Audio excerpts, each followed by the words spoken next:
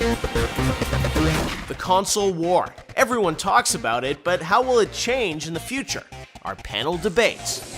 What will we see in the next consoles from Sony, Microsoft, and Nintendo? I think they're trying to get me to download movies. I think what Sony's doing is saying, I want to turn this box into a media center. And does it still matter who's first to market with a new console? I think it does matter. I think they do think about these things because it's going to come at some point where we're ready for whatever's next. Start reading the tea leaves, or just sit back and watch the bonus round.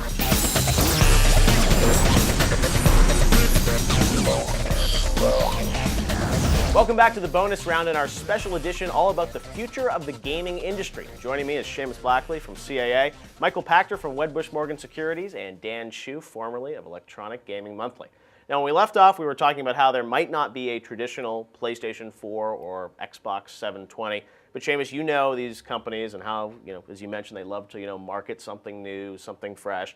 So what do you think's going on inside of these companies now when they think about, what the next Xbox is?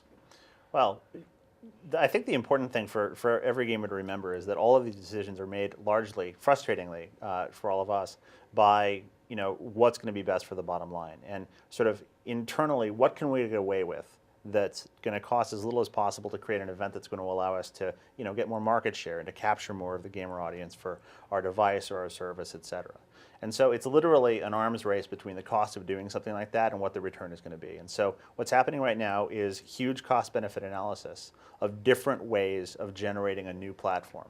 And I think one of the big decisions that everybody's having to make right now is whether or not that's going to be a hardware platform or a software platform or a more branded kind of an exercise. You saw Xbox talk about the new Xbox experience, which they're saying the first time a consumer electronics device has been reinvented through software, I think is what they were saying. Exactly, and what they were really saying was we got a discount relaunch. Right. So Michael, what do you think that means though? Because are we going to see it more like iPods, where there's sort of a new one every year, and every year Sony and Xbox will refresh their boxes and they come with a new design. As I said last round, Sony's had 5 in less than 2 years. If they have a chance to sell you a new box, they will. I think that Sony's made a mistake. I think Microsoft's made a mistake in upgrading the current boxes, putting in bigger hard drives without cutting price first, because they really aren't at the mass market price point yet. Right. And so I think they keep refreshing to the same old tired hardcore gamer audience who will beg, borrow, or steal $350 to go buy a new 360.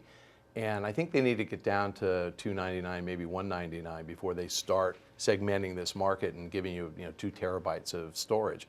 Sony just launched this 160 gigabyte PS3, but none of us know why we need it.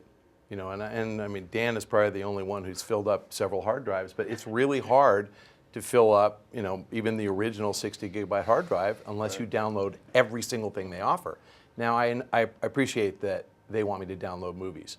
That's really the signal as to what they're doing.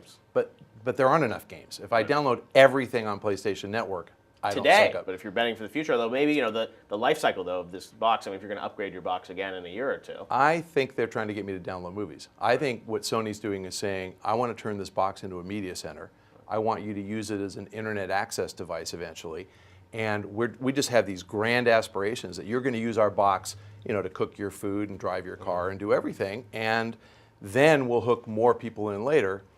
And I think most consumers don't get it. I don't get it. So most consumers don't get it yet. And most consumers really are just saying, when does it come down to $199 so I can get one? And the most frightening thing to people who are thinking that way at Microsoft and Sony is to watch the iPhone take off as a games platform, because now it's like, not only maybe do people not want to cook breakfast and make a burrito on their Xbox 360 or even download a lot of movies, maybe these gamers really just want to play games, and then you give them this iPhone, and suddenly, Apple, who had been the most games hostile company in the world, is now advertising on network television its games. Yeah. Okay, well, that's a remarkable thing. I mean, to answer your question, though, I think that if the past is a predictor, you'll see a new model of at least Xbox 360 and PS3 every year in perpetuity. Wow. They're going to keep giving you better features. Cool. Nintendo's been smart. They're waiting until the cost, back to capitalism, to the cost of what to make a current. You've predicted, Pachter, it's that happening. In 2009, it's happening. It's the Wii HD. Yeah, right? I said Christmas '09, but I didn't think the Wii remained sold out. Wait, till are we then. retracting that? Okay, we'll Tracking your retract Pachter it. prediction. I'm just Pachterism checking. right Yeah, there? we'll retract it. Just checking. It'll happen in 2010 because You're they're not updating your prediction. because they haven't caught up with demand yet. But they recognize that if they can turn the inside of the box into something like a 360, that it's cheaper for the publishers to put Grand Theft Auto 5 on all 3 boxes, and they want Grand Theft Auto 5 on the Wii. So Call of Duty 17 or whatever we're up to by then. So you're going to get a high definition Wii with guts that look just like a 360 when the cost of making that box is less than $249. There was a tremendous moment in the early days of Xbox in which the head engineer there, this guy Todd Holmdahl, brought me into his office, and he had this stack of PlayStations, original PlayStations, and he said, "Seamus, I'm now gonna teach you about why Xbox is so expensive and like the trouble that you're getting us into." And he had them all opened up, and the first PlayStation release had 19 chips, and the last PlayStation release had 1 chip.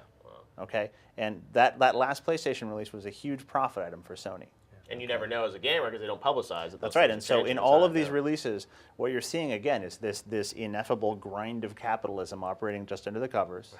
And these guys are releasing the cheapest hardware they possibly can that's still compatible. And they're upping certain feature sets, again, for marketing purposes. So these are all marketing platform launches. And I think that the key there is not to be cynical about it, although I welcome you to be as cynical as you want. The key is to remember that it's a marketing exercise, and that what's changing about the dynamic of gamers and what's changing about the dynamic of that marketplace is that people are starting to explicitly spend money now based on what experience they want, what game they want to play. They don't care so much where it is. Or the graphics, horsepower, of the box. They don't care which version of the box it is, whatever. And as the audience expands, you start to see more and more people walking into the Best Buy saying, "Hey, I want to play that Grand Theft. Which do I need to buy for that?" Right. And that's going to be the market pressure that's going to dictate the future. So does that mean, Dan, that this whole idea we've talked about this console war and who's going to be first to market with the new box? I mean, are all those arguments no longer something we should think about? Not right now. Right. I think there's nothing to talk about right now. But I think Because Xbox was obsessed with the Xbox 360 about being there before PlayStation. I mean, that doesn't matter anymore, I guess, for the next versions of these boxes, right? No, I think it does matter. I think they do think about these things because it's going to come at some point where we're ready for whatever's next. Like I said in the last run, I think it might be more, rather than just a purely more powerful machine like we've been seeing traditionally, they might just have to think completely out of the box. Like these guys said, maybe it might be the way the games are distributed, maybe it's an all-digital distribution machine, or the way you're interfacing with the games themselves. I think that's going to be obviously a big thing they have to think about because of what Nintendo has done in the business. Right. So I think they have to think about those kind of things just to get ready for it. Sure, Sony's talking about a 10-year cycle for their machines and things like that, and maybe a lot of that's because of what you said about how we're getting ready to make this a movie machine or to make this a DVR or a media center in the next 5 years or so. But they still have to think about the future, and I think probably the big motivation, like Seamus said, is to make sure our costs are going to work for us. Because I just read a report that Sony is losing more money here in this generation than they've made the entire last generation with the PS2. So, and then meanwhile, they're looking at Nintendo, who's making money on hardware. They're like minting money. Yeah, and they're like, and it's not a high fidelity machine. You're not getting Gears Unreal Engine type graphics on this machine. So they're like, okay, there's got to be something different we should do for next generation to become profitable right from the start.